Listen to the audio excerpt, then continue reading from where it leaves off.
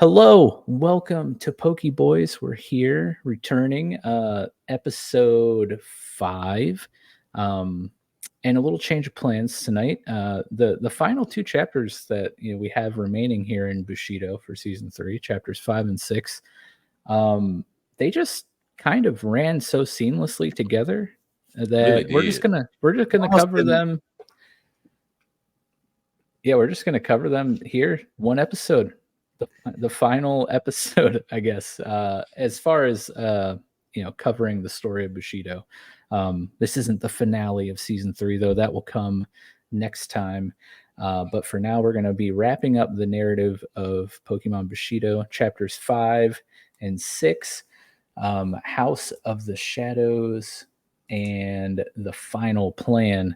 But yeah, Jeff, how'd you like chapters 5 and 6, man?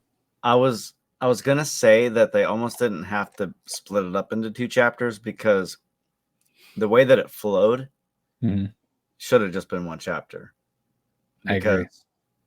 You got to certain person at the end, and then they were gone, and you had to go somewhere else and do some more stuff, and they almost didn't have to do chapter 6.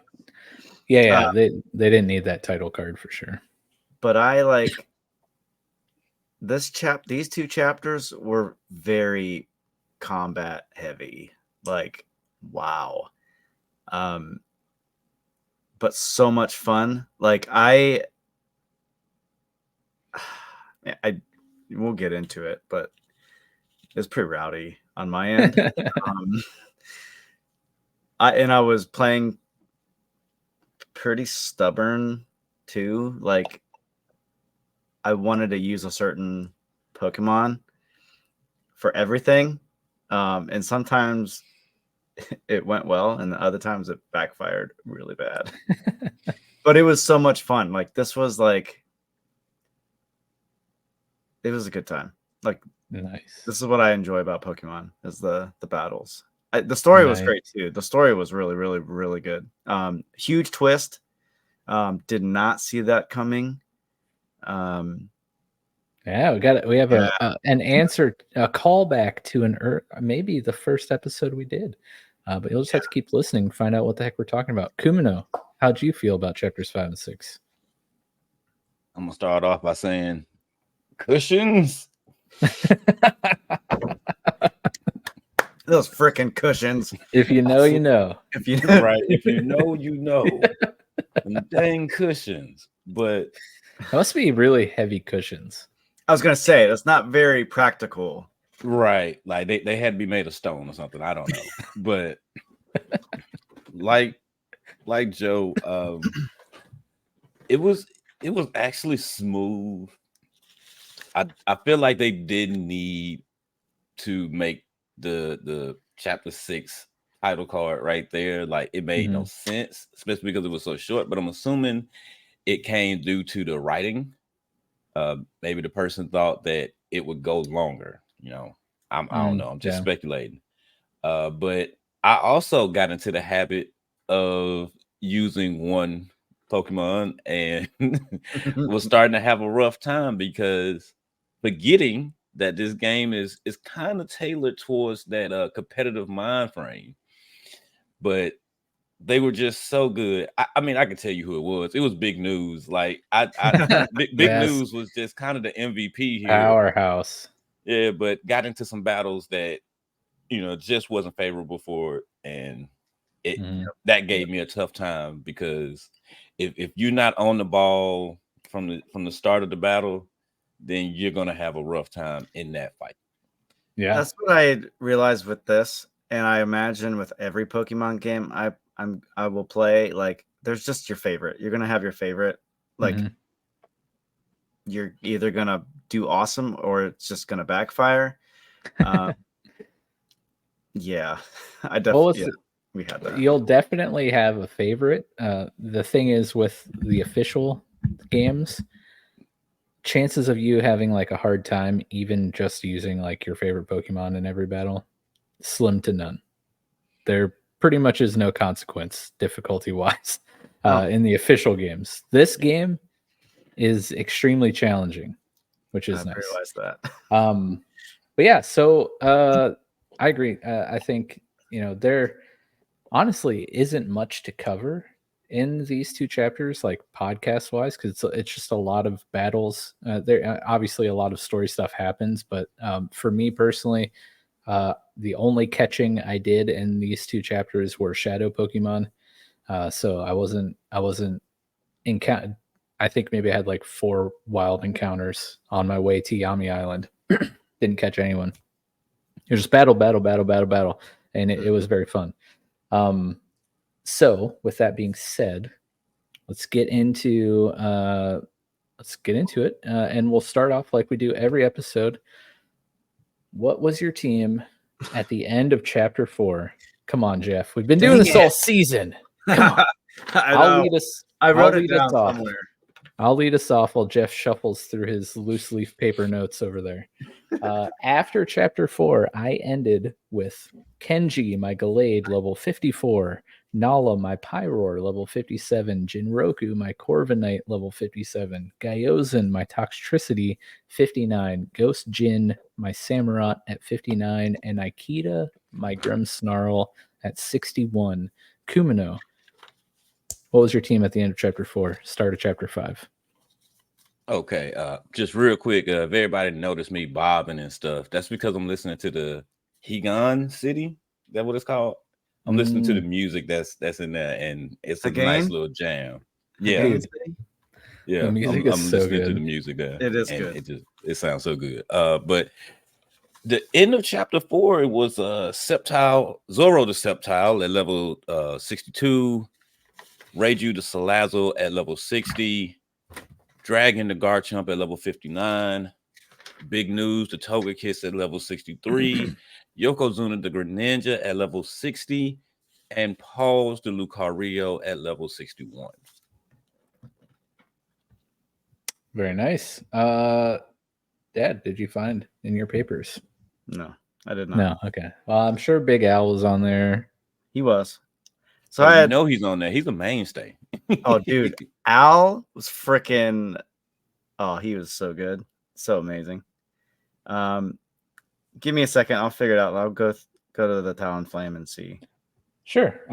Let's. So we ended chapter 4 being tasked by the Shogun to head to Yami Island, the home of the Akui Clan, to put a stop to their nefarious plans and see if we can find our father, Ryu Masayoshi. Rio. I'm bad with names, guys. It's tough. You don't have like a 4-letter, like I mean that one's 3 letters, so it doesn't make any sense. But if you're not like Mike or like Jeff or Bob, but let me tell you, there are some Jeffs. I know a Jeff. He spells his name Geoff. So even they're trying to confuse me.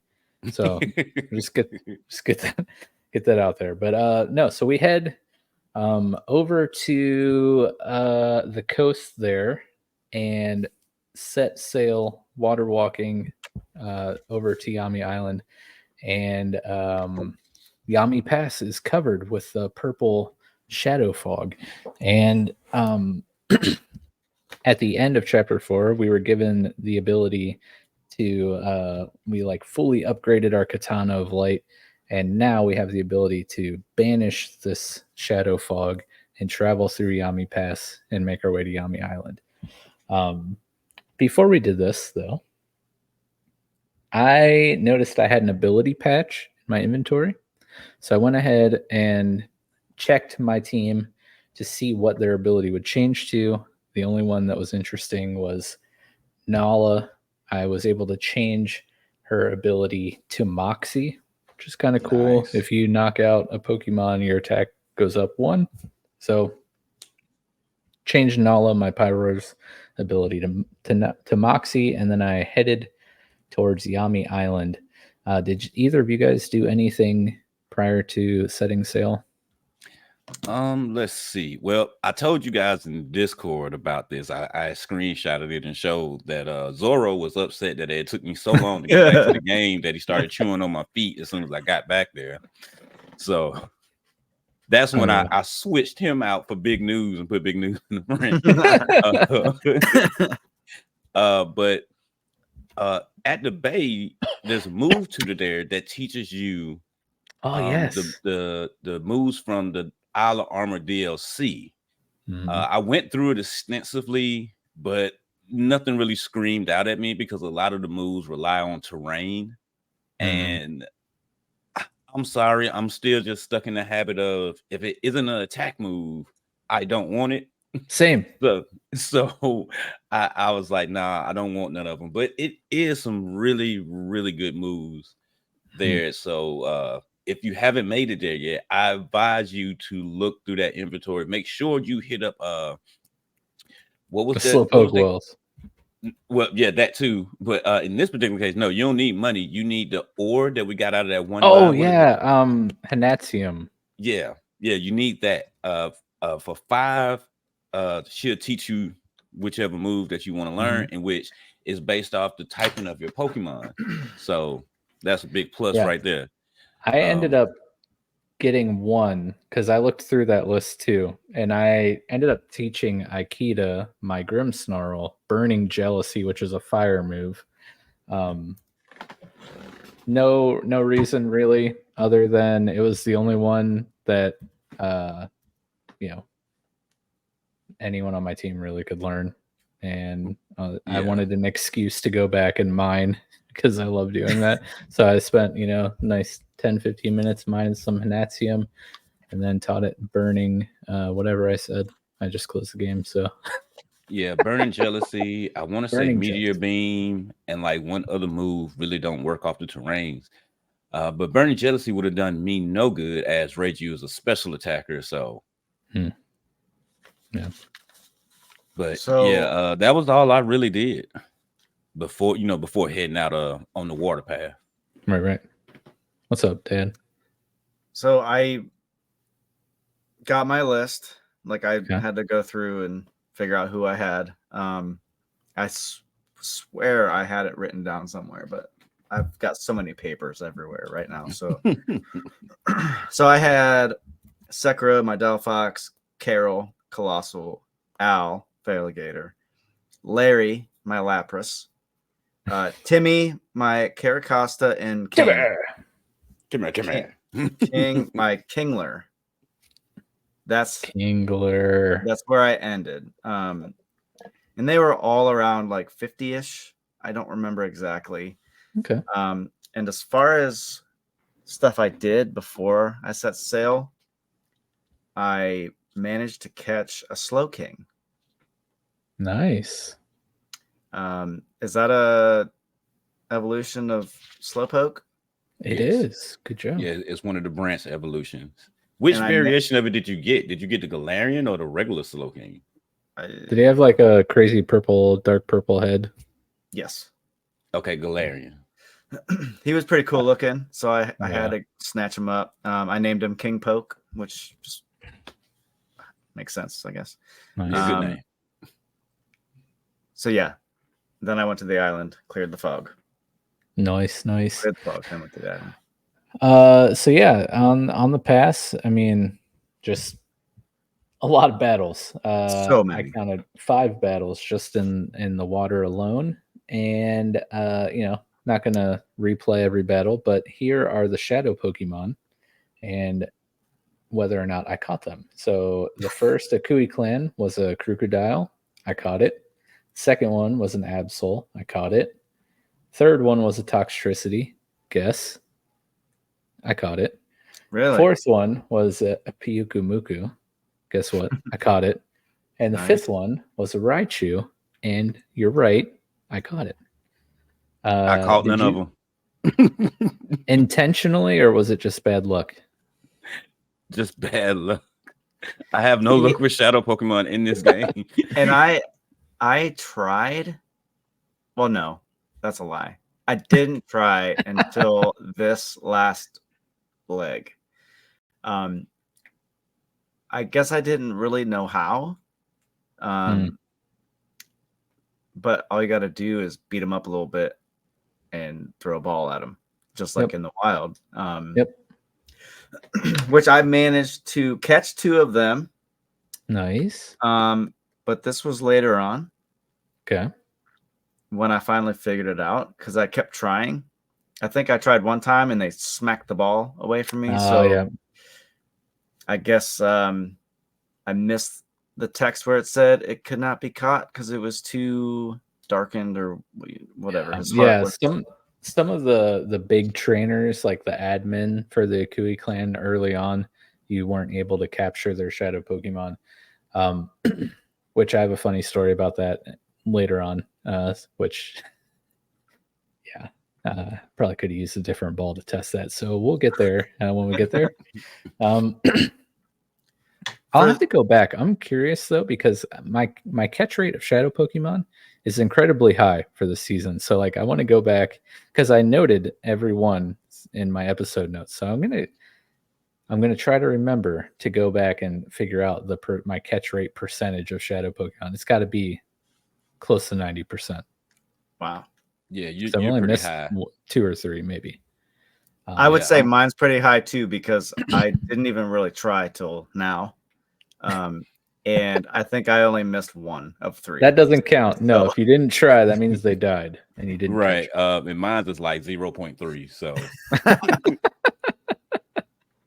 Yes. So I mean, these battles I didn't have any real issue with. Did any of these stick out as problem battles for you guys? not at all. There was one.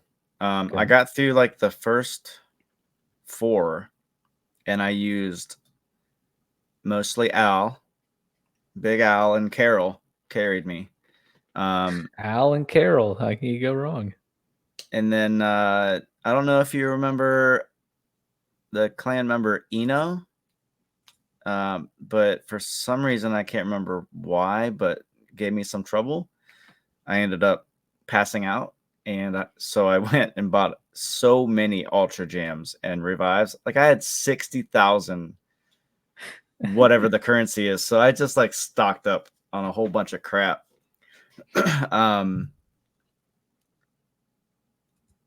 I caught Metacham. I don't know if that was. No, I don't think that was a shadow Pokemon. But I named it Meg. And then I went back and beat, with Sekiro and Carol. And that was the one that had Hariyama, Flygon, and Raichu. I don't know if you guys remember that battle. Yeah, that was the last one. That was the missing Pokemon I forgot to write down. Not that it matters anymore.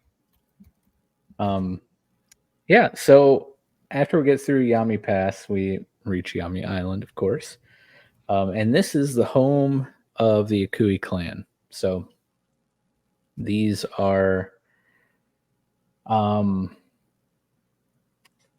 was gonna say the dark type representation, or representative in Bushido, but all of their clan members are like fighting type. There's some dark, a lot of fighting, and like some other random things mixed There's in. some poison too.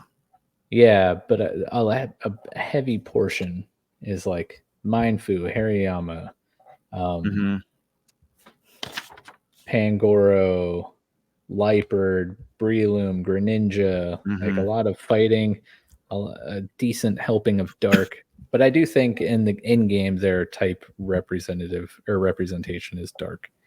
But anyways, we make it here, and as soon as we hit the beach and walk up to the path, Sakuro is there, our teacher, our sensei, and he's there with this Talonflame.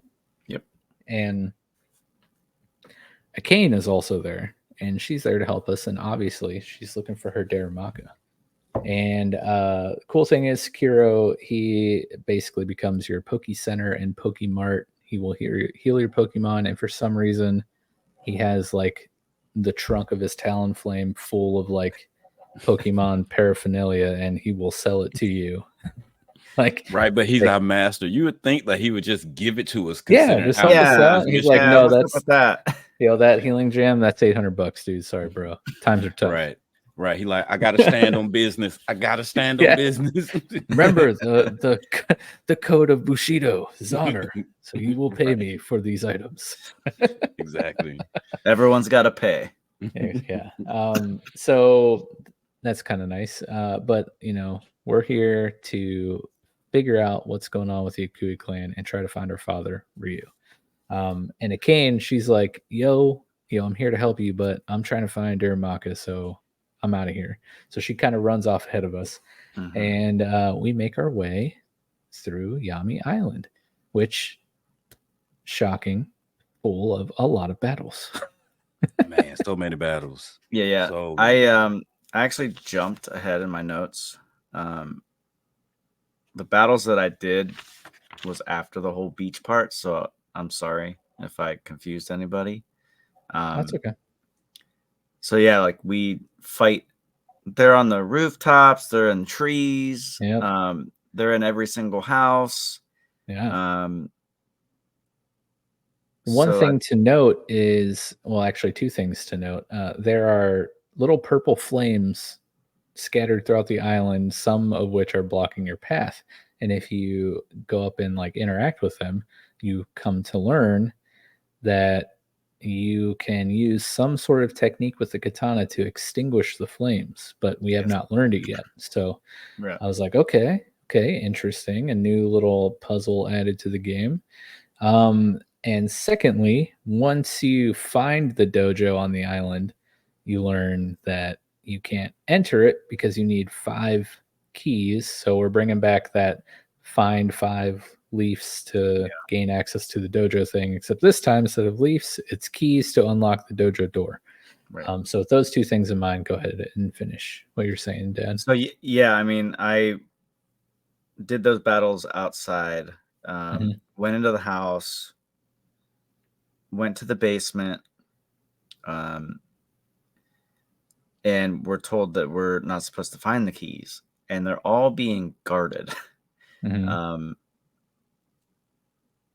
So yeah, like I think that's where I found the first key, was in the basement of one of the houses. So then I just started looking around for keys because I figured that was important. Yeah, same. Kumino, what do you think about the keys and just the general layout of the island, using the basements of the buildings to add more like area to the map? As an old school Pokemon player, I'm used to searching houses and stuff, so that's how I got trapped into all these battles. I mean, we was gonna have to do the battles anyway, right. Like I seen the Akui members standing there, and I was like, what are the chances that they're just gonna let me walk by and go into this house?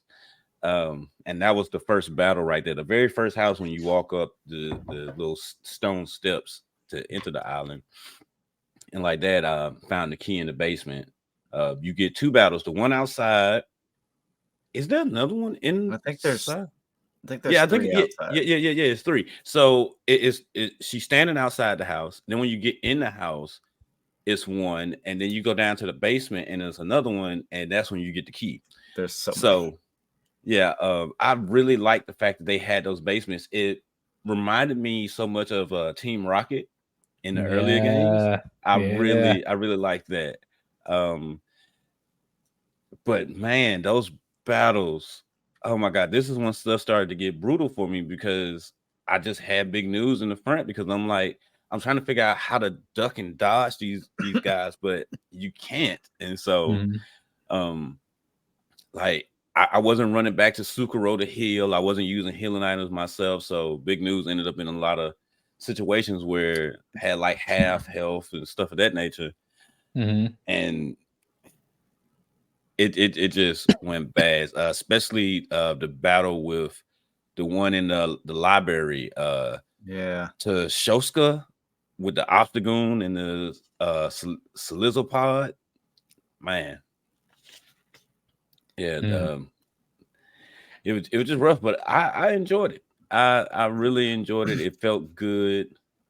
They made everything feel natural, because if your enemy knows that you're coming, they're going to do everything in their power to make everything hard for you. So I can appreciate that. And yeah, that battle you're talking about, that team was Obstagoon, Scolipede, and Lucario. That's tough. Tough team there. Yeah, so in total, when we say a lot of battles, so we started out on Yami Pass, 5 battles in Yami Pass. We get to Yami Island, 13 battles. 13. But they're fun. They're fun battles. So like Kumino said, first keys in the first building. So I was like, all right, I'm gonna be finding keys. Let's search all the buildings before I even go to the dojo. How long did it take you guys to find the switch in the bookshelf to unlock the basement of the library to continue the search? Like, was it a natural thing? Dad, I'll ask you, was it a natural thing when you're like, okay, I've been in every building, I found X amount of keys, it's not enough. Like, where do I go now? How quickly were you like, I just need to search every bookshelf? Well, I think there was one person that said something about you can't get in the library. And like, they kind of hinted at there's something in the library for something else, you know? Like, they weren't very bright. Not a very smart clan. They kind of gave you hints at how you needed to beat them or what you weren't supposed to do or find. I just, between that and just ending up in the library, because that was the last place to go, and then searching for the switch, I just searched every single bookcase there was. Yeah. And eventually found, well, I went through one time to the top, didn't find it, and then I went through, because there's like 2 sections for each bookcase you can check, and like there's books saying how to like get away with stealing or whatever. And then I like the little dialogue boxes that popped up while you're searching. Yeah, that was funny. And then finally found a switch, and then it tells you something opened, and then you go down to the basement. Yeah. Kumino, was it like?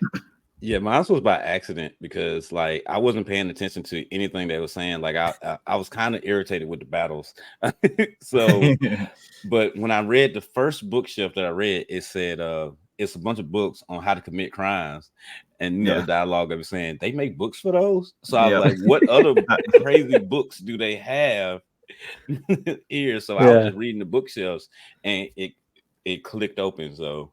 Yeah, that's kind of what happened with me too. I wasn't paying too much attention to the grunt dialogue, and then I was like, I bet it has something to do. I mean, come on, how many libraries have you guys been in where there's obviously secret switch hiding behind a book that reveals a secret basement?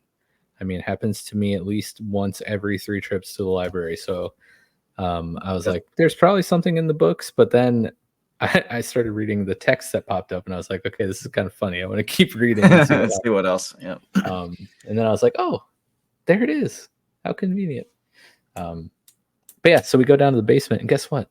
That's where the other half of the Akui battles, the other half of the 13 battles takes place. And eventually you find all 5 keys, and you're able to enter the dojo. Let's run through the shadow Pokemon that you were able to catch. Hopefully, we had a Shadow Eevee. This one knocked itself out, so I wasn't able to catch it. A Shadow Greninja. I caught it. Mighty Ina. It KO'd itself, or I accidentally KO'd it. My bad. Thievul. I caught. Lucario. I KO'd it. A Liepard. I caught. Breloom. I caught. Volcarona. I caught. Sandslash. I caught, which it's the Alolan Sandslash, so it's Ice Steel, which is pretty cool. Simisage, Shadow, I KO'd it because I hate those dumb monkey Pokemon. Passimian, I hate Shadow, I caught that one because that's not a dumb monkey Pokemon. Tyranitar Shadow, it killed itself, which was extremely sad because that would have been really cool Shadow Pokemon to catch. And then the last one was a Skunk Tank, and I caught it. Did you guys have luck catching these, or Kumino? Did your Nope. your trend of Shadow Pokemon encounters continued? Nope. They literally all of them killed themselves by going into hyper mode and just hurting themselves, and I couldn't catch them. Oh, it's a shame. Which was so. Here's my issue with these freaking Shadow Pokemon. They go into hyper mode, right? And then they just hurt themselves.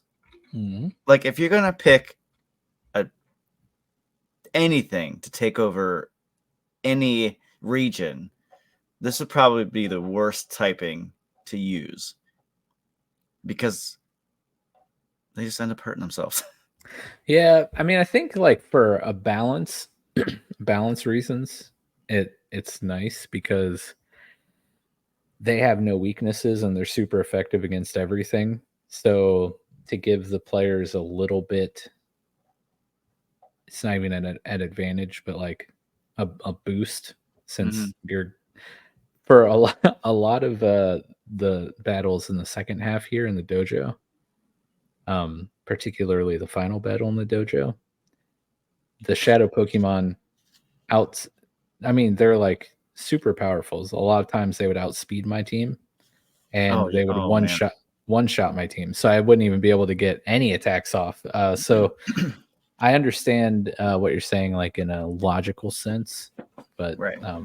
I mean, they were effective. They were effective. Yeah, but and it kind of makes sense. Like if they're so carnal and savage, like they would probably go into like berserk mode, which they probably wouldn't think much of their own safety as they're going into these battles. And they're not really thinking logically anyway. Right. So they're just primal. attacking. Yeah.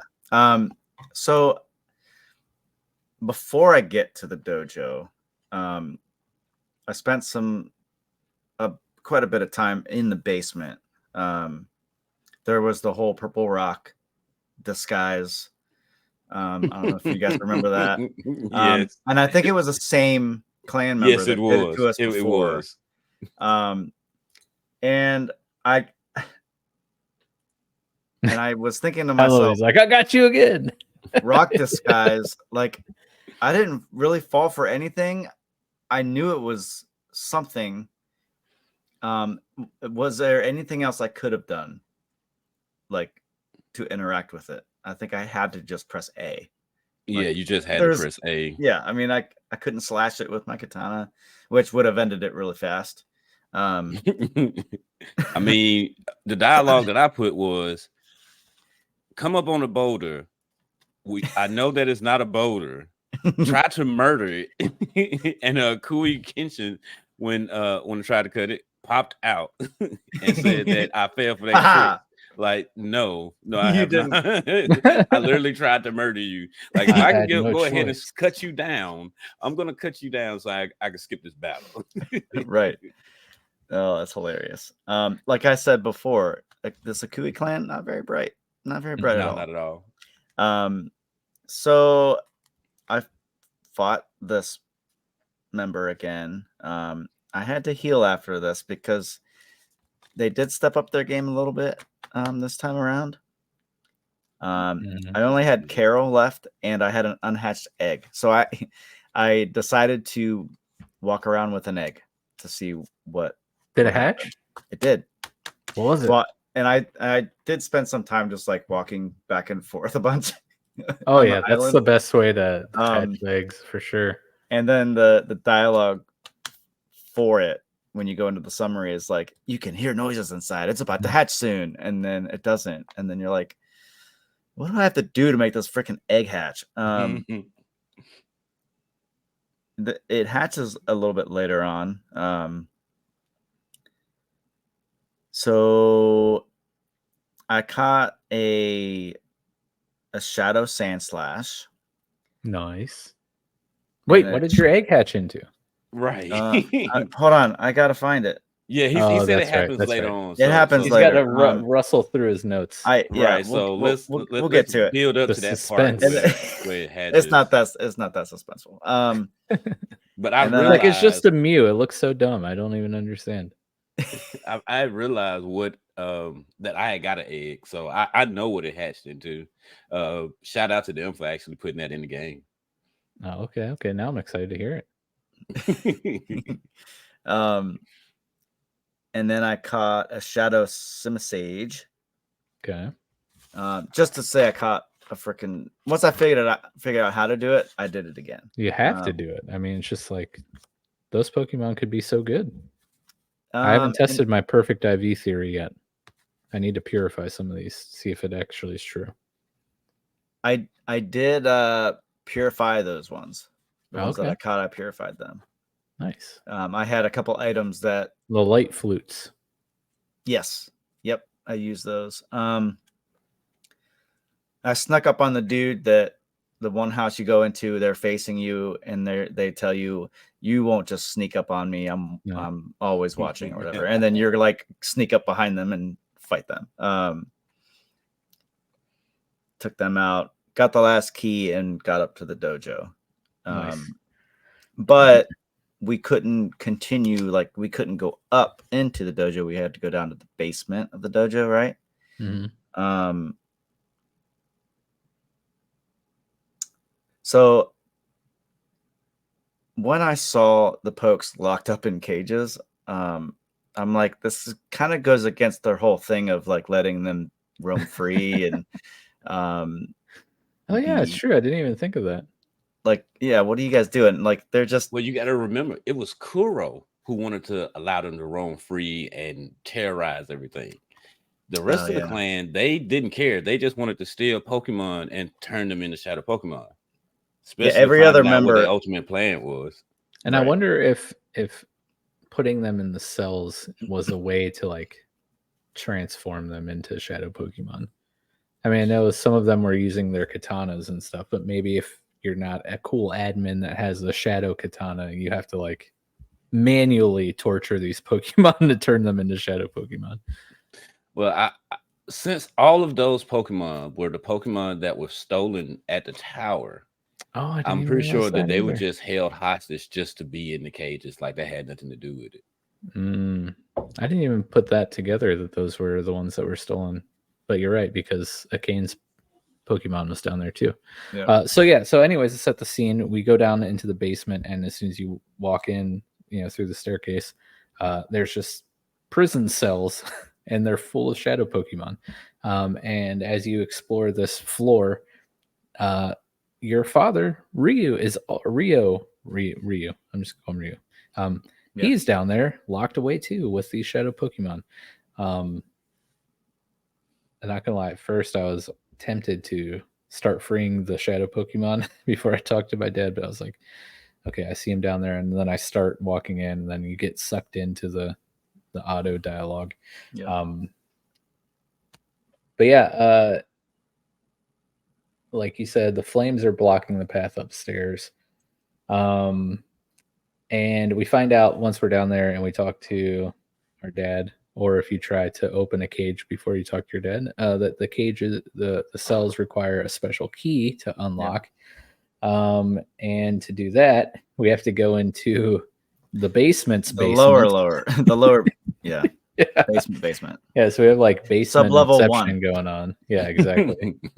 But yeah, the prison basement has the key to these cells. So first off, Kumino, what was your reaction to the jailed Pokemon, and were you expecting to see your pops down there too? Well, yeah, I was expecting to see my pops down there. I didn't think that he was actually going to be on that floor. I thought it was going to go down at least 2-3 floors, and then we'll find him on the very last one and have to fight Kuro again, because like we knew Kuro escaped. Marshiro got locked up because that's what the leader of the Komori clan had said, that being taken to the Shogun. But I just knew Kuro was going to pop out somewhere. So That's what I was expecting, but no, he was right there, and it was cool. It was cool that he actually gave a damn about what we was doing. He felt sorry and remorseful, not only lacking in his duties as the royal samurai, but as a father as well, and that he had to put this burden on his child. So I can appreciate that they added that bit of effort. But in terms of the Pokemon being locked up, of course, anybody who cares about Pokemon, they don't like seeing that. So like you, I was like, yo, I gotta free the Pokemon. So I thought when a Kane was gonna be like, well, I'm gonna go look for Darmanitan, I was like, all right, well, I'm gonna free everything else. And I thought at the very least I'd be able to catch them. Right. But Right. actually, I did catch these. Well, I caught 3 of them. No, 4 of them. 4 of them. Because the other one you catch after you go after your dad do the stuff and everything to your sword. Yeah. Yeah. So we head down to the basement, and more battles. Shocking. But as soon as we get down there, we kind of get like triple teamed, and they steal our katana. Those jerks. So we got to work our way through the basement maze and find the actual grunt that isn't a clone, a shadow clone that has the katana. We find him, beat him, get our katana back, break the boulder, and get to the second Akui grunt who is holding the key. Yeah. 2 shadow Pokemon, because there's 2 battles here. Corviknight, I caught it. Bisharp, I caught, Bisharp is such a cool Pokemon, and that line has like a 6 shiny. Like I want a shiny so bad. Anyways, we get the key, head back up, and free our dad. And like Kumino alluded to, he teaches us the technique for our katana to be able to extinguish these shadow flames that are all over Yami Island, which is pretty cool. And once you're able to do that, Shadow Purge. Yes, Shadow Purge. Once you're able to Shadow Purge, you can get into the final Pokemon cell that contains a Master Ball. Yay! So as far as the Pokemon that were locked up here in the basement, you had an Impidimp, a Jangmo-O, a Gibble, which is the one that had the Master Ball in it, Pancham, and a Tyrogue. I caught all of them except for the Impidimp. I accidentally KO'd it. You guys catch them all or most of them, or did you not bother? Yeah, the ones that I murdered was the Impident and the Jangamo. Murdered. Well, the thing is, they were what, level 20, and our teams at this point were high 60s, maybe 70s, low 70s. They didn't stand a chance. Right. So I tried I tried for some dumb reason against the Impidimp. I attacked it with a dark move with my Corviknight. I was like, I mean, I know you're like 50 levels lower than me, but maybe you'll survive with 1 HP. No, I just obliterated it. Yeah, see, I was trying to use Pause at that point, and because Pause still has quick attack. And so I was like, oh, simple quick attack shouldn't KO it. Yeah, no. Yeah. So I had luck yeeting the quick balls. Exactly. That's what I did. I just started chucking balls. Quick balls. If it didn't work, then I moved on to ultra balls. If that didn't work, then I used timer balls. And that's how I caught the remaining 5. Jeff, you were shaking your head though. Well, I was just wondering, because I've seen some people like on YouTube with battles and stuff, they put them to sleep. Like they do a move that puts them to sleep and then you can catch them. Status effects, very helpful when catching. So sleep or paralysis, you don't typically want to try, with a poison or a burn, because that'll chip away at the health and eventually knock it out. You can also freeze them, which is nice with an ice type. Okay. But yeah, those will help with your catch chances. So no, I didn't catch anything. After this part, like after we open the cells, get our dad, and the Darmanitan. Is that his name? Mhm. We go back to the beach, right? Yep. Where everyone's there. It's actually really funny. Sekiro insults Ryo, whatever, being rescued by children and an old man. Right.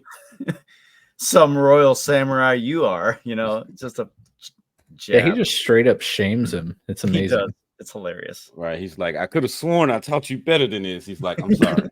Sorry, master. And yeah, now we are tasked with Yeah. one more favor, Yeah, we got to head back to the dojo and take care of the Akui By ourselves. leadership. Yeah. Yeah, by ourselves. But one thing I did before going into the dojo, I wonder if you guys did this. Since we have the shadow purge technique, I was like, I gotta clear all these flames because that's just how my brain works. I gotta do it. So I did it, and then upon clearing all the flames on the island, a maple leaf pops up in the center of the island, and I went, picked it up, and it's like, oh, a special leaf. Collect, there's one for each region. Collect for secrets. And I was like, ooh, nice. Did you guys do the same thing? Yeah, you come on, man. You know we did because You gotta do it. you mean to tell me we can do this? I was thinking that it was gonna be items underneath them or something of that nature. That's what I thought too. Yeah. So clear Or maybe out like all those flames around. Maybe like a shadow Pokemon you got to battle. I wasn't expecting anything at this point. Mm-hmm. Yeah, so that's awesome that we all ended up doing that and finding that maple leaf. So once I did that, I went into the dojo, started heading up, ascending the tower there. And we have 3 battles here, and it is a battle with each Akui Clan admin that we faced earlier in the game in different chapters. So our first battle was with Mashiro, who was the first admin that we fought in Tsuchi Village. The second battle was with Hatoki, who is from Hanatsu Village. And the third battle was with Kuro from Azumi Village. Last episode. Sorry, I'm getting the hiccups randomly. I don't know where these came from, but they're here. But yeah, these battles were not as hard as they were the first time, but they were still pretty fun. How did you guys do? You just blew them away? I mean, yeah, I took these battles more serious because I figured that they was going to step their games up. Mm-hmm. So yeah, I didn't make the same mistake that I did in the other battles by just using big news for everything. And yeah, I just destroyed everybody because I was like, let's see, with Mashiro, I was like, she used the Komori clan techniques during the battle. Then she threw a fit because she lost. And then for okay, I was like, he's still a coward. Kuro, I was like, after realizing that he can't beat me, he finally decides to leave me alone and stop being a creepy perv. So yeah, I especially Kuro, I especially destroyed him. Like that was my personal mission to flatten him. Yeah. What about you, Dad? All right, so the first battle, so at this point my thing was to just burn everything with Sekiro. And it worked sometimes, but not every time. Mashiro was pretty easy. Wiped them out with mostly Sekiro. A little bit of Al, and then Hattori. I was so mad. I was so freaking mad because I got through his whole team, and he wiped out everybody but Scardy B. And I went up against Galissapod. Yeah. I was so close. I was so freaking close. Like this much health left, and he killed me. Mm. And then second attempt, Sekiro just lit everyone on fire. Great. So like, I don't know who this last poke was. Glyphosate. Okay. I got him hurt pretty bad with Sekiro, but then between the sandstorm and hyper mode doing damage, it fainted. So like, didn't really have to do anything at the end of that. And then my favorite quote of the game, one of them, is when they lose and they say, "Go away, leave me alone." Yeah. I feel like I'm battling Toki angsty was like, teenagers. yeah, he was just like a 9-year-old throwing a fit. Kuro, dude, I feel like he threw every freaking like pre-battle thing he could throw in. He did. Like, Dude. My God, it was crazy. Everything. Like, I'm paralyzed. Well, like, I'm sleeping. I'm burning. Yeah, that first, Poisoned. the lead techniques he uses 3 in a row. He's like, I'm gonna put you, or he's like, I'm gonna paralyze you. No, I think I'm gonna burn you. And then he's like, no, we're just gonna go with the tranquilizer, put you to sleep. I was like, dang, bro, must be nice.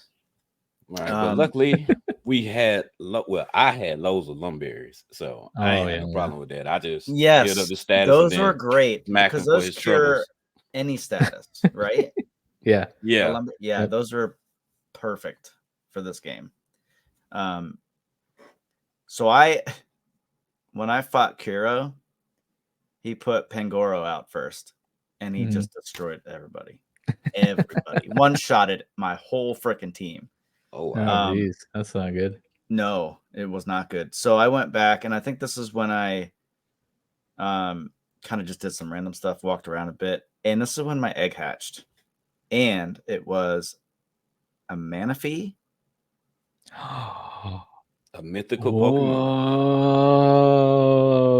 Oh, that's awesome. But I didn't do anything with it because I didn't know anything about it. I mean, it was a level 1. My joke of it being a Mew wasn't very far off. No. And Jeff not having any idea about. Yeah. Right. But I mean, in all honesty, like Manaphy is a mythical Pokemon, but it's not very good. Yeah, it looks cool, but it's not very good like that. Like, I don't know, maybe it actually might work well for this game being in a support role, because it does awesome with support moves and things of that nature, but like in terms of attacking, not really that good. Yeah, I have like a Vietnam recent memory of Manaphy, and that has to do with Play Along Podcast's current Nuzlocke they have going in Omega Ruby. They randomize the ROM, so the trainer battles are insane. I get to Dewford Town, and I just have my little Pikachu named Jokachu. It's level 17. Run into this trainer outside of Granite Cave, and they have a freaking Manaphy. And I'm like, okay, I'm 4 levels higher than you. I'll just, Volt Tackle or Volt Electro Ball, something. I don't know. Hit it once, get it down to like 2/3 health remaining.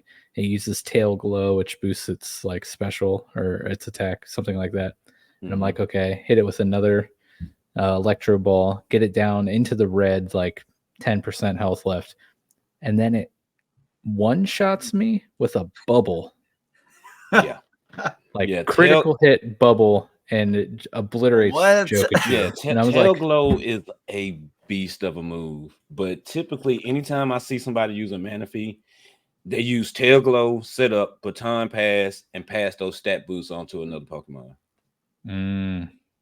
Wow, that's cheating. So I think what I'll do now, because there's some post gameplay, I'll probably put it in my party and just see what it can do. Just because it's, nice. I mean, my goal was to hatch the egg before I beat the game, and it happened. So, but nice. I didn't get to use him, so I probably will now and just kind of see what it's, What's That's so good pretty about cool because a lot of times, a lot of the like egg Pokemon that NPCs give you are just like honestly just garbage, like common Pokemon. it? Yeah. But the fact that there's like, yeah, here's just give you this egg, little mythical poke for you. Enjoy that. That's pretty cool. I mean, I wish all of them would have did that because let's see. Okay, well, you can't get Celebi because Celebi it belongs to your dad already. Yeah. So I don't know what you would have got from the Komori clan, but with the Ninja clan, we could have got Victini. That's true. So I would have appreciated that. Yeah, come on. What are you guys doing, Bushido devs? Hey, maybe there could be a Bushido too. Maybe. Maybe. That would be cool. So yeah, Mashiro, she, right? She Sure. Yes. had Serena, Lipard, Gardevoir, Malamar, Espeon, and Ninetales. Guess what? This time, guys, you can catch their shadow Pokemon, and I caught her Ninetales. No way. So I was like, suck it, Mashiro. That's pretty sick. So I didn't even think about it, honestly, at this point. Yeah, I was just trying to get through the battles. I just randomly was like, I wonder if I can catch this now. And then it worked. And I was like, oh yes. I will liberate you, shadow Pokemon. And you will be mine forever. Yeah, and you'll just sit in my Talonflame's belly forever. So which life was better, really? Probably just being the shadow Pokemon, honestly, for being real. Yeah, for all of these battles so far, my Corviknight Jinroku kind of came up out of the shadows of my team and became a big player in my battles. Having flying type, very good against fighting type, of course. And Mashiro here had Serena, which is grass type, so Corviknight was able to knock that out. And Hatoki, I only wrote down 5 Pokemon. Did he only have 5, or did I miss who one? was it? That was the second battle. So he had Conkeldurr. Yeah, Steelix, Crabominable, Steelix, Crustle, Slowking, and Golisopod. Crustle is the one I didn't write down. Okay. Yeah, so this one again, Corviknight was nice. Nala took out the Steelix and the Crabominable.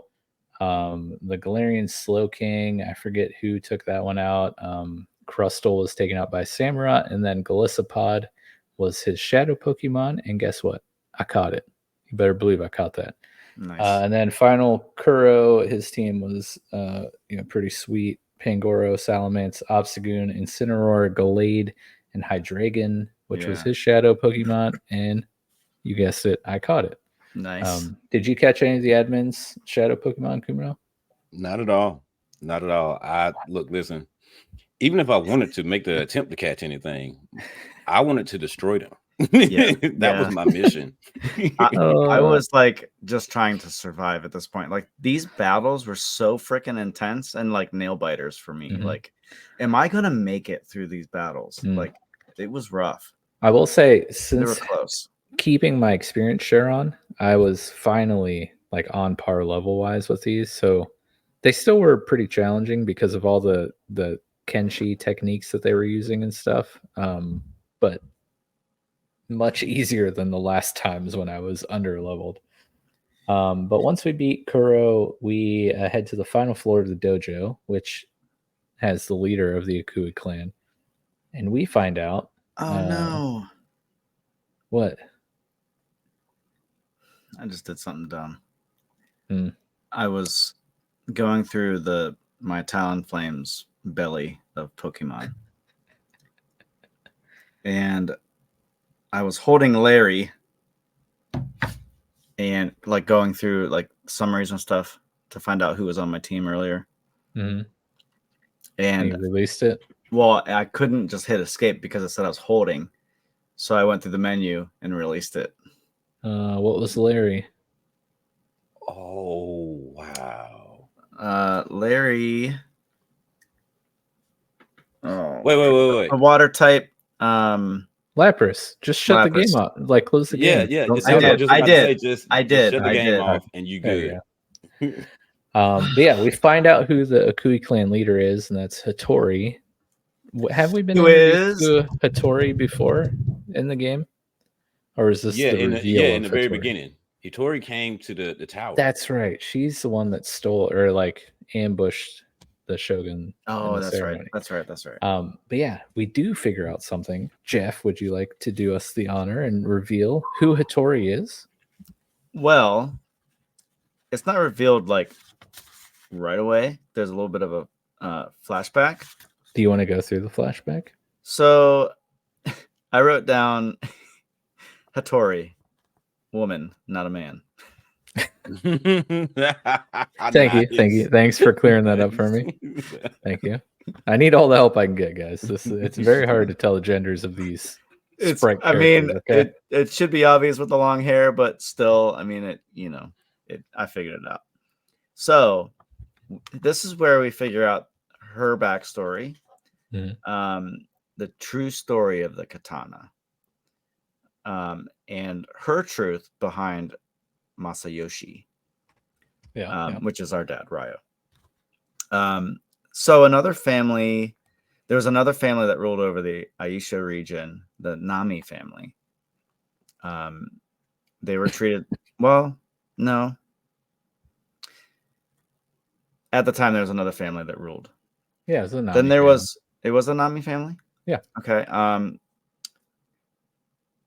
But there was someone. Maybe it was her.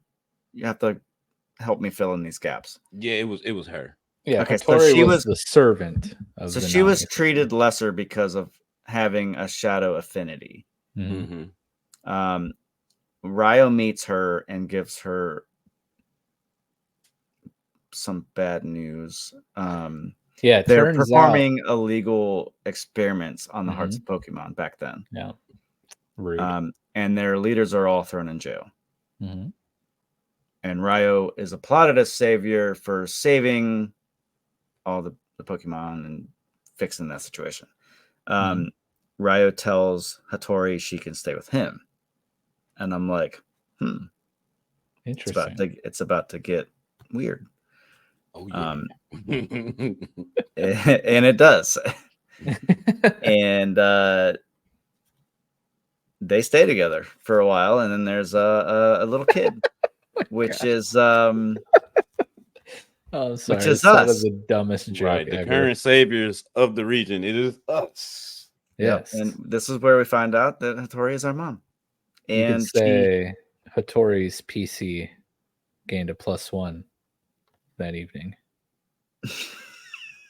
Yes. Yeah. And now she wants to be ruler of the kingdom. Yeah. Because shadow and light cannot coexist. So she kind of was a tad jelly of Rio being, lauded the savior of Aoshi. Yeah. Yeah. Our mom. We have a mom and a dad in this game. Right. Yeah. And remember it back in chapter 1 when we were like, do we have a mom? Right. Yeah. I And initially we originally thought that aunt was our mom, but no, Yeah, that was our right. aunt. That was Auntie. Well, we do have a mom. She The just plot happens thickens. to be the leader of the evil clan that's trying to take over the region. And super cray. Right. She's Super cray. Because super cray. here's the thing. She's not messed up off like somebody doing something to her, to make her this way. I mean, yeah, they did, but she just woke up one day and just decided, you know what? Forget everybody. Yep. I'm just trying to mess up the whole region. Yep. Yeah. Forget about my husband, my kid. I'm gonna go do Right. this. Right. And remember what she did to us at the Shogun Tower. Like she knocked us out. Yeah. Yeah. Our own Like, mother. how are you And just she mean knew to your child? she knew we were her child. Right. It's not like this was hidden from her and she's like, oh my gosh, you're my child. Oh well, I don't care. She's like, no, I know you're my kid. I'm gonna knock you out and steal all these Pokemon. Yeah. Right, but the other problem is the Shogun knew this, and the Shogun didn't say anything. Yeah. And Very rude. wait. Here's the other kicker. Apparently, we knew it too. Yep. Here's the other kicker. Apparently, we knew it too. Here's the other kicker. Apparently, we knew it too. Here's the other kicker. Apparently, we knew it too. Here's the other kicker. Apparently, we knew it too. because when they show the sprite of us, they show us at an age old enough to remember what our mother looks like. Oh yeah. Yep. In the flashback, because that's not like a baby. That's a kid. Like, and you're gonna remember your mom. Right. Because we're not too That's much true. older than from that point. That's true. I never thought of that. Thanks for Yeah. ruining the immersion, guys. Sorry. No, I'm just kidding. I'm just kidding. No, But you know, I mean, I don't know. I could see it happening where, you know, trauma kind of Yeah. like just push it down. If you've Yeah. watched Mr. Robot, you understand. Yeah. Yeah. You suppress memories. Maybe we remembered it, but we didn't want to remember it. So we suppressed it.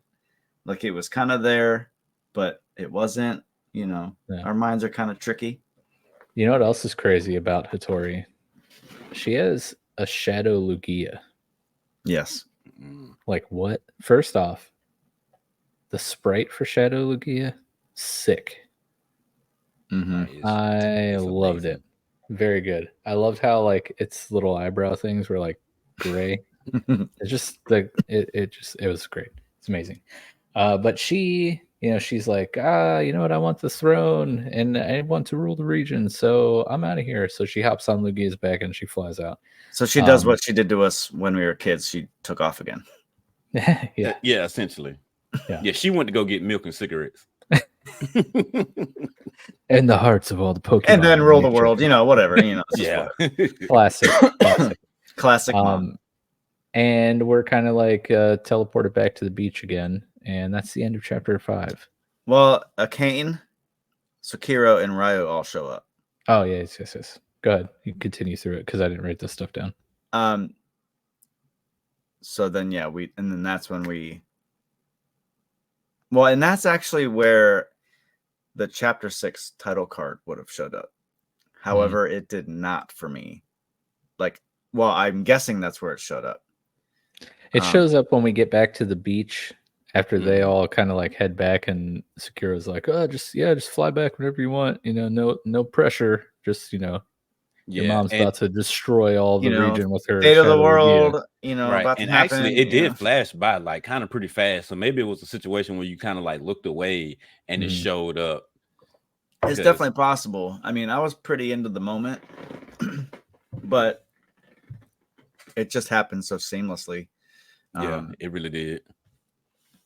And then we end up going back to Hagane City. I mean, I did. I didn't do any exploration at this point. I'm like, all right, we need to go deal with my mom, get this chick in check, and save everything. Right. Yeah, it was definitely no time to do anything. So, like you, flew right back. We could have. I mean, I don't think anything would have changed. Kumino is probably like, I need a few more Slowpoke tails first. No. Actually, I'm set when it comes to money. Because I lied. I thought it was just $1,500. It's $15,000 that you get. Wow. So yeah, I'm pretty set on cash right now. And I did have an amulet coin, and so from victories, I was getting like $12,000 to $14,000 a win. So when I stocked up on healing items for the last battle, I had like $400,000 or something. So I just bought a crap load of stuff. Oh my gosh. But yeah, so go ahead. What were you gonna say? I was just gonna say I don't even think I broke 100,000. Oh wow. We sorry. We didn't tell you about that. we should have warned you. But I managed with what I had. I mean, I tried to play smart, save up my money. Not as much as you guys, obviously, but I tried to save up because I figured, at this point, I mean, I probably had like 20 Ultra Jams and 10 revives.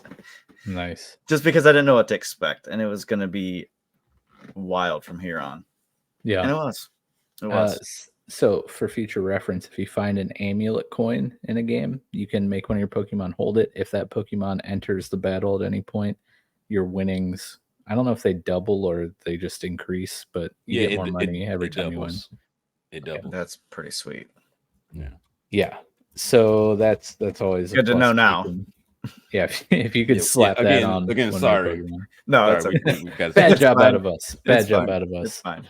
But yeah, so we head back to Hagain City and we're making our way back to the Shogun Tower for the final showdown against Hattori and finally put a stop to her shenanigans.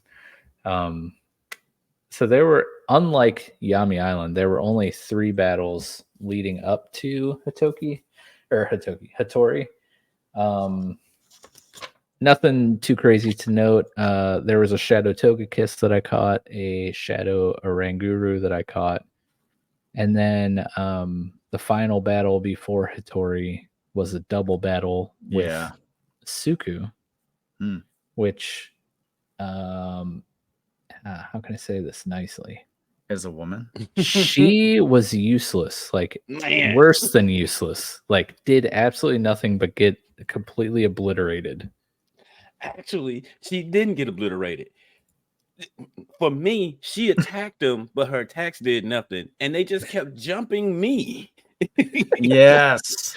Oh no, they just one shot every one of her Pokemon.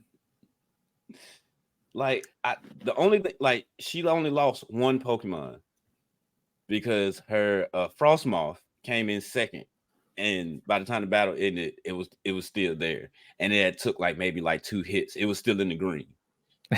Like I had like 3 of my Pokemon had literally fainted because I kept getting jumped on by them. Oh man, yeah, no, it was the opposite for me. My Corviknight kind of went to town. Corviknight and Samurott did all the work there, but yeah, they just focused on Suku's team, and she got one shot. Every single one of her Pokemon was one shot. See, Mike got the lucky RNG guys on the side.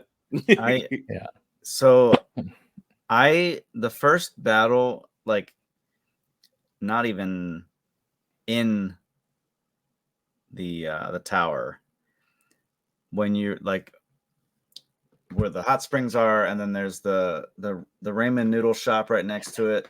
Mm-hmm. The dude's sitting right there, and he comes at you. He wiped me out 2 times completely. And then I got pissed and then lit everyone on fire with Sekiro. Well, at least Big Al got to take a break this time. He did. So Sekiro burned everyone the 3rd time around, and then the next battle after the bridge, I lit everyone on fire again. And I don't remember the double team. I just wrote down who were who the enemies threw out. Mm-hmm. But I'm pretty sure Sekiro did some damage there too. And then there was like fighting everywhere. Like there were other battles going on, like inside, outside the dojo. Very cool looking. And then we meet with our mom. Yeah. So when we get to the tower, Suku is somehow, even after being completely useless in my double battle, she's like handling the grunts on the first floor. Yeah. I don't know. Just it's Suku, Akane, and Kayoko are holding off the Akui Clan on the first floor, which was nice. Then we get up to the second floor, and it's the clan leaders taking on the Akui admin, which I thought was pretty cool. That was cool. They're all just kind of lined up with their aces out. Really cool. And then we get up to the 3rd floor where Hattori is, in, I guess not in battle anymore, but just got done whooping our father's butt in battle. Yes. We get up there and he's like, "Oh, you came just in the nick of time to save us all, because apparently as the royal samurai I've lost my touch from being locked up." Right. That's what he kept blaming it on, being locked up. Being locked up. It's like, "Oh, I'm just a little rusty, I've been in prison." Right. But here's the thing, like she says that like she loves him and she loves us. So I'm pretty sure she didn't let him starve. But then again, I mean, she did, knock us out. So ain't no telling. Yeah, but she has a weird form of showing love. That she does. Yes. This battle, the final battle here of chapter 6 and the narrative of Bushido. So this battle was very hard for me. I don't know about you guys. Very hard for me. Okay. I start the battle. Shadow Lugia is out first, and I was like, Yes. "Oh crap!" She has a full team of 6, and she's already starting with Shadow Lugia. What is going on here? And my first attempt literally one shots my entire team before I can do anything, and I die right there. And I was like, "Okay, well, it's gonna be one of those battles." For some reason, I didn't do any grinding, any training, or whatever. I just like reorganized my team and went right back at it. Except this time, I loaded up everyone on my team with lumberries to hold. That's smart. Or did I? I think I only put a lumberry on my lead Pokemon, and then every other Pokemon I put a citrus berry on when it switches in because of the spikes. Because those spikes were doing ridiculous amount of damage. Yeah, they was. Yeah. So what I did was I was like, okay, this is going to be tough, but we're going to do it. Corviknight was my lead Pokemon. It had been my lead throughout these entire 2 chapters because Corviknight was just doing really well against all their team compositions. So I throw Corviknight out there and hit Shadow Lugia with like a drill peck or something. And wouldn't you know, it's not actually Shadow Lugia. It's a Zoroark in disguise. And I was like, oh, you sneaky little son of a gun. So I somehow I kill Zoroark. Lycanroc is her next Pokemon, Midnight form, Edgelord Lycanroc, my favorite. Quick work with at this point I don't even know if Corviknight was still out. If it was, Steel Wing, super effective. If not, there were many attempts, so these were all the different things I did. Samurott was obviously very effective against Lycanroc. Mimikyu was next, and Corviknight, super effective. Steel Wing took this out in I think 2 or 3 hits because you have to break the disguise first. Lapras destroyed my entire team because Lapras is a tanky boy.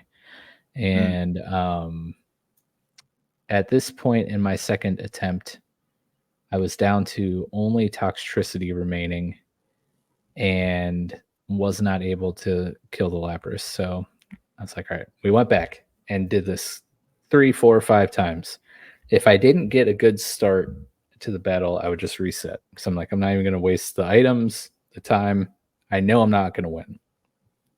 If you listen to season 2, our type draft through Pokemon Row, you'll understand I have developed a patience to grinding out impossible battles because the end of that game, Row, the difficulty spike from all 8 gyms and everything leading up to the Elite Four, and then fighting Wally and then the Elite Four and Victory Road and the champion was like, dude, it was like 200% more difficult. It was crazy. Out of nowhere. Like, no explanation. So frustrating. And took me an entire plane ride from Fort Myers, Florida to Canton, Ohio, or Cleveland, Ohio to beat the Elite Four. Like 2.5 hours of me grinding on the plane. So I've developed a patience for this.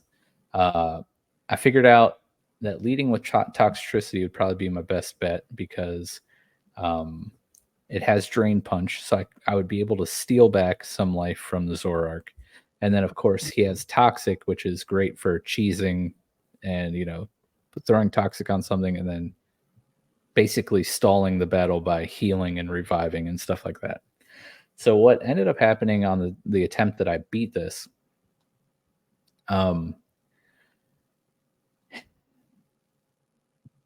by I think maybe Zoroark or Lycanroc or whatever the second one she threw out ended up wiping like half my team.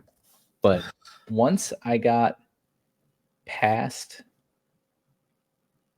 the second Pokemon, she threw out the Lurantis for some reason, and I was able to throw Corviknight out there and revive my whole team and fully heal my whole team because Corviknight was taking no damage. And then when I got everyone healed up and revived, I was able to like one-shot it because of the flying moves that it knew. And then when Mimikyu came out, which was her fourth or fifth Pokemon this attempt, I was able to do the same thing, fully revive my team, fully heal my team with Corviknight out there because Corviknight's really tanky, and I was able to basically just soak a little bit of damage with Corviknight, fully heal my team, then knock out the Mimikyu pretty easily. And then came Shadow Lugia. Just let me tell you, holy crap. I was not able to hit it at all until I somehow, it did one move that like, one of the moves that didn't one hit me. I forget exactly the move set. I think I was able to get a Toxic off with Toxtricity. And then it entered Hyper Mode. So between Hyper Mode and Toxic, slowly chipping away at this Lugia, I literally cheesed this battle by stalling and using a million revives and Ultra Jams. And I would send one Pokemon out, revive, and then basically use it as fodder while I revived other Pokemon. Then I would send another Pokemon out. Then I would start fully healing Pokemon. And then I would send another Pokemon out, start reviving all the Pokemon. And I essentially did this until I had maybe like 40-50% health left on Lugia, and I send out Samurott, and I was like, oh, Samurott knows Aqua Jet. I'll see if, it's like quick attack but water type, so I'll throw an Aqua Jet out and see how much damage it does. And it did like a 10-15% chunk of the health. I was like, okay, that's not terrible. And then it got one shot. I was like, okay. I'm down to my last Pokemon now, and I wasted revive chances by trying out Aqua Jet. And at this point, like, Hyper Mode had worn off, so I was just getting toxic damage. And I was like, oh gosh, I hope it enters Hyper Mode again pretty soon. So I kept reviving, and eventually I entered Hyper Mode again, got it down to the red, and then I was like, all right, I'm done with this. Aqua Jet, beat it. And I was like, holy crap, that was incredibly long and frustrating, and I don't care that I cheesed it because I beat it. I don't care. It's still strategy, okay? It's still strategy. It is. Yes, it is definitely strategy. You still saved the region, so good job on you. Yeah. Now I just imagine how like annoyed she must have been. Like, really? This freaking kid. How many revives do you have in that bag, dude? Right. Like she was probably like, you know what? After this battle, I'm gonna take my sash off and I'm gonna give you a good whooping. Yeah, you're grounded. But yes, Kumino, tell me how you breezed through this battle. It actually wasn't a breeze. It was actually a shot for shot and came down to a battle of one-on-one. I started with pause, and I went for Aura Spear, thinking, pause really can't do much against a Shadow Lugia. But like you said, it broke the disguise. It was a Zoroark. Also, I had Lumberries on everybody, so it healed the stuff that they get into. And then when Lapras came in, I used pause to hit it with a Thunder Punch, and an Aura Spear took it out. Then Lightning Rock came in. I brought Yokozuna in. Yokozuna, for some odd reason, missed 2 Water Shurikens. So Lightning Rock took out Yokozuna, then proceeded to take out Zoro. I'm not sure how that happened. Because Isn't Zoro grass? The Sceptile. Yeah. It knew Fire Punch though, right? That's what it was. Yeah. I guess so, because I hit Leaf Blade. My son came in, so I turned like this to look at him. And then by the time I looked back, it says I need to replace my Pokemon. I'm like, what? Yeah, because that was one of the. It wasn't Mimikyu that I stalled. So my two stalls were Lurantis and Lycanroc. I threw out Nala, my Pyroar against Lycanroc, because it knew Bulldoze, and so I was like, I'll hit it with a Bulldoze. But I was expecting to get one shot because Rock. I figured it would just use a Rock type move and kill me, but it didn't. It used Fire Punch, and I was like, that did literally no damage. Okay, I'm going to revive next time. This is just like a free turn for me. And then it just kept using Fire Punch. And I was like, thank you. I just fully healed my whole team. Thank you. Well, It must have, like the I game said, must have started feeling bad for me because I was like, wow, this guy really sucks. right. I told you had the RNG guys on your side. Yeah. But yeah, so had to replace Zoro. And that's when I brought in Dragon, Dragon Earthquake. Mimikyu came in. That's when I swapped Reiju in. Reiju bought the Mimikyu down to the red, like just a pinch of health left. But Mimikyu took out Reiju. So I brought Big News in to take out Mimikyu. Then Big News took out the Lurantis, and then Shadow Lugia proceeded to take out Dragon, Big News, and so it was just Paul's left. Pause with Thunder Punch, and just I don't know what it was, but Paul's just decided to live, and I was able to get off one Aura Spear and took out the Shadow Lugia. Nice. Dad, how was your battle? Well, it's kind of crazy. I was still going with the tactic of burning everything. So the whole beginning with the Shadow Lugia and the disguise and all that, I don't remember that. But I had Sekiro out, my Delphox. I took out whatever it was, the disguise. And then the Lycanroc was also Sekiro. But then at some point, because I'm looking at my team right now, and everyone has fainted except for Sekiro, who is at 53 health. So for the Mimikyu, I had Sammy, which is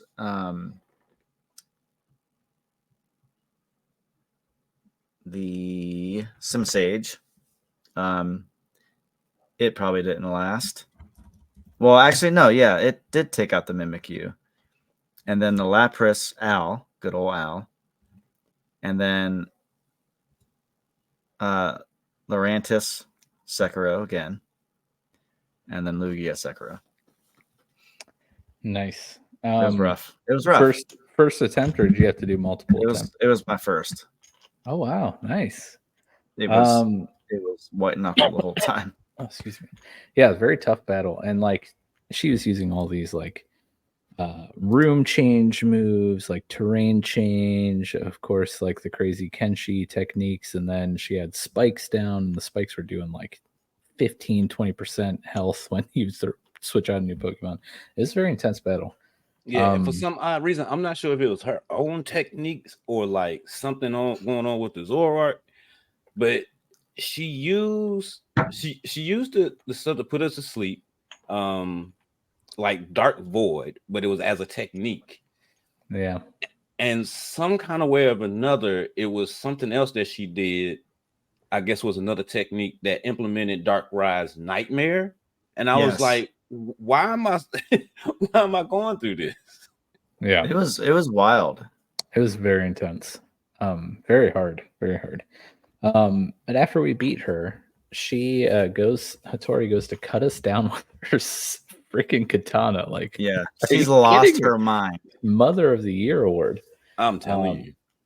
But as she goes to slice her own child in half with a katana of shadows, the 3 Guardian Pokemon come and save us. So we have Virizion, Gobalion, and Terrakion. They come and they kind of get in the way, and then she dies, gets knocked out.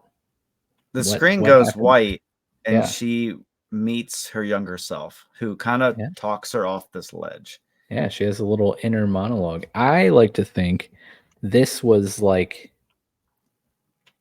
the purification of Hattori, much like we purify the shadow Pokemon, by getting to its heart and affecting its heart. Maybe this was her purification of sorts, her inner monologue with herself. But yeah, Kumino, do you recall this little cutscene here, and you want to walk us through it, maybe? Yeah. So like you said, as soon as the battle ends, we get the cutscene. Well, not the cutscene, but we get her trying to take our lives. But the swords of justice show up, and that's when she, the inner monologue, they telling her, hey, despite all of the hardship that we've been through, all the hurt that we felt, we were still happy. Like the Yeah. small child her said, hey, they still took us in and fed us, despite the fact that we was treating like a servant, just showing like, hey, like there was some kind of light into it, because if they didn't do that, you wouldn't be alive right now to do what you're doing. Mhm. And the older her showed up and was like, hey, I have a wonderful husband and a beautiful child, and the world has been so nice to me. I got to see the big blue sky, Mhm. And that finally opened her eyes a bit. And it, like she said, her head was hurting before the little flash in a monologue stuff.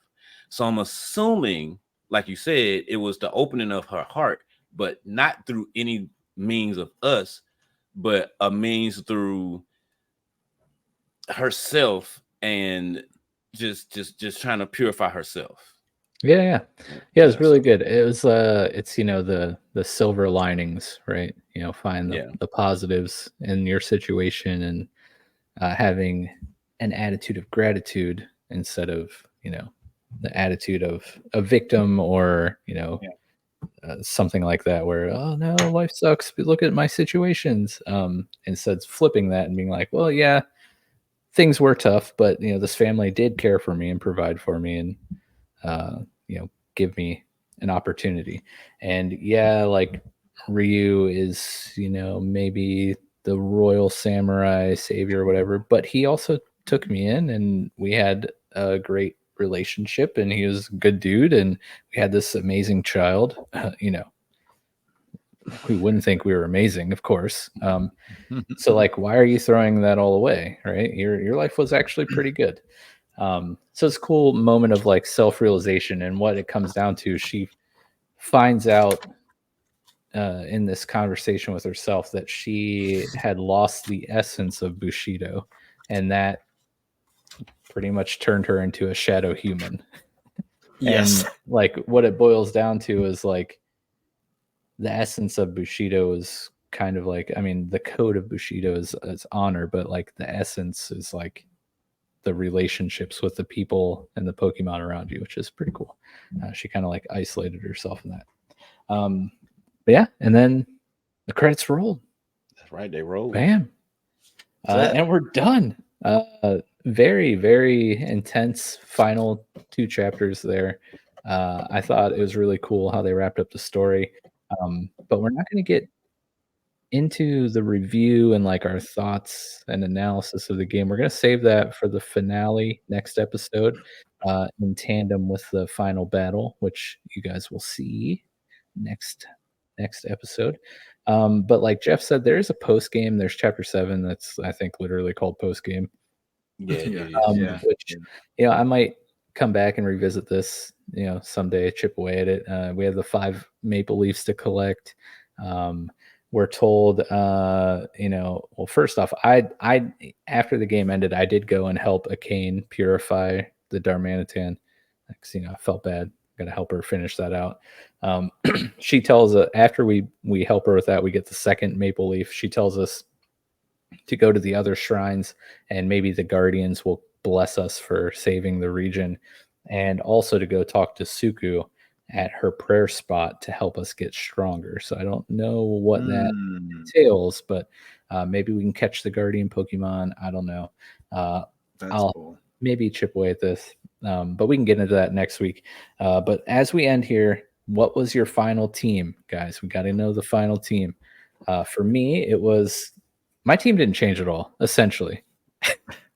Gyozin, my Toxtricity, level 72. Nala, my Pyroar, level 71. Akita, Grimmsnarl, level 77. Kenji, the Gallade, level 67. Jinroku, the Corviknight, level 70. And Ghost Jin, the Samurott, level 75. Kumino, who did you end with? All right. Well, like I said, my team didn't change either. So it was Paul's Lucario at level 78. Zoro the Sceptile at level 78. Big News, the Togekiss at 81. Yokozuna the Greninja at 77. 81. Dang. Yeah. Holy cow. Like I said, look, listen, I have been using it. Dragon the Garchomp at 76 and Reiju the Salazzle at 75. Nice, Dad. All right. I had Sekiro, my Delphox at 78. Carol, my Colossal at 72. Al, Big Al, Feraligatr at 78. Scardy, my Gardevoir at 62. Sandy, my Sandslash at 66. Sammy Simisage at 65. Oh, you took one of those dumb elemental monkeys. Well, thank you guys for hanging around and getting through this game with us. Make sure you tune in next week so you can get our review and thoughts on the game as a whole, as well as our final battle video. It's going to be epic, 3-way battle, which is going to be gnarly. But in the meantime, make sure you go hang out with Kumino whenever you see him on Twitch, and follow him on Twitter. That will be January 6th when I will be back to streaming. Nice. Awesome. His links to his Twitch channel and Twitter page are in the episode description. So go follow him, support him. He's awesome, dude. Of course, if you're here watching on YouTube, subscribe to Showboys. If you're not already, go check out our Patreon, patreon.com/showboyspodcast, and join our Discord where we can talk about all these PokéBoys things and Showboys things and all that fun stuff. See you next week or in 2 weeks, next episode. Bye, guys.